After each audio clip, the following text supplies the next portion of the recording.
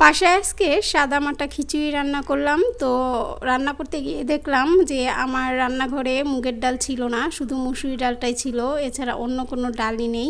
তো কি করব, হাজব্যান্ড হঠাৎ করেই আবদার করলো, আর এমন সময় আবদার করেছে যে কোনো দোকানপাটও খোলা নেই যে ডালটা আনিয়ে নেব। তো ভাবলাম ঘরে যা আছে তাই দিয়েই রান্না করি। মাংসটা কষিয়ে নিলাম এবং পানি দিয়ে আরেকটু ভালো মতো কষিয়ে নিব, মাংসটা যাতে নরম থাকে। এরপর আমি মুসুরি ডাল আর চাল ধুয়ে রেখেছিলাম, এটাকে খুব ভালো করে একেবারে ভেজে নিচ্ছি যাতে আমার খিচুড়িটা ঝরঝরা হয়, খেতে ভালো লাগবে।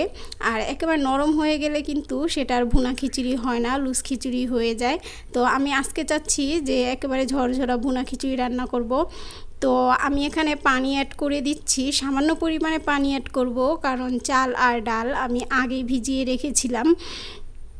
তো দেখেন এখন একটু নাড়াচাড়া দিয়ে আমি এটাকে ঢেকে রাখবো, আর গাছের বেগুন 3টা ভাজবো।